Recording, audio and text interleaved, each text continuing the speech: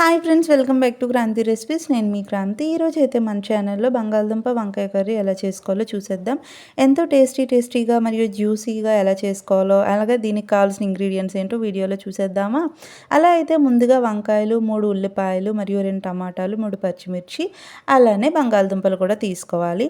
ఈ బంగాళదుంపలు, వంకాయలు ఇవన్నీ పక్కన పెడితే ఉల్లిపాయలను అయితే మంచిగా కోసుకొని మనమైతే స్టవ్ మీద ప్యాన్ పెట్టి ప్యాన్లో ఆయిల్ వేసి ఆయిల్ కాగిన తర్వాత ఉల్లిపాయలు, పచ్చిమిరపకాయలు అయితే వేసుకొని మనం మూత పెట్టుకొని, ఈలోపు అయితే వంకాయలు, బంగాళదుంపలు అయితే మనమైతే కట్ చేసుకున్నాం కదా, ఇవైతే వేసుకొని మంచిగా కలుపుకోవాలన్నమాట.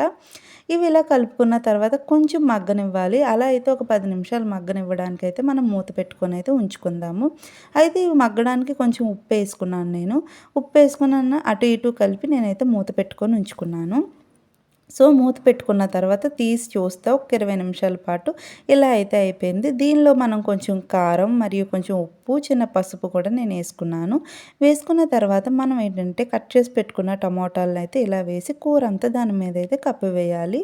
ఇలా కప్పేసిన కూరను అయితే మనం ఒక్క 20 నిమిషాల పాటు అయితే అలా లో ఫ్లేమ్లో పెట్టి మూత పెట్టుకొని అయితే ఉంచుకోవాలన్నమాట.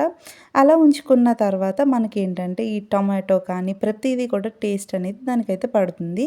నేనైతే దీనిలో ఎటువంటి గార్లిక్ పేస్ట్ అయితే నేను యాడ్ చేయలేదు.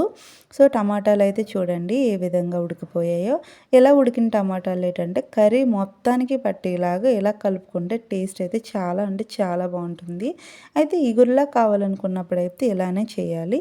ఇందులో అయితే నేను ఒక చిన్న గ్లాస్తో అయితే నేనైతే వాటర్ యాడ్ చేసుకున్నాను. వాటర్ యాడ్ చేసుకున్న తర్వాత మనకు ఉప్పు సరిపోకపోతే కనుక మనమైతే ఇప్పుడే చూసి వేసుకోవాలి. సో ఇది చూడండి ఎలా కనిపిస్తుందో. ఇలా అయితే మనం ఒక్క 10 నిమిషాలు మూత పెట్టేసి అయితే మనం హై ఫ్లేమ్లో పెట్టి మంచిగా ఉడకనివ్వాలి. ఎందుకంటే హై ఫ్లేమ్లోనే ఉంచాలి. ఎందుకంటే ముందుగా బంగాళదుంపలు, వంకాయలు అయితే బాగా మగ్గిపోయాయి కాబట్టి మనమైతే హై ఫ్లేమ్లో ఉంచాలి. లో ఫ్లేమ్లో అయితే ఉంచకూడదు.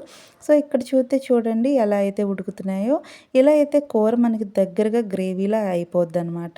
మూత పెట్టి ఉంచుకొని మరియు తీసిన తర్వాత చూడండి మన బంగాళదుంప వంకాయ కర్రీ అయితే రెడీ అయిపోయింది. ఇందులో నేను ఎటువంటి మసాలాలు, గార్లిక్ పేస్ట్లు అటువంటివి ఏమీ యాడ్ చేయలేదు. జస్ట్ ఉల్లిపాయలు, టమాటాలు, పచ్చిమిర్చి మీద అయితే ఈ కూర అయ్యింది. అలాగే కావాల్సినవి బంగాళదుంపలు, వంకాయలు కూడాను. సో ఈ వీడియో మీకు నచ్చినట్లయితే లైక్ చేయండి, షేర్ చేయండి.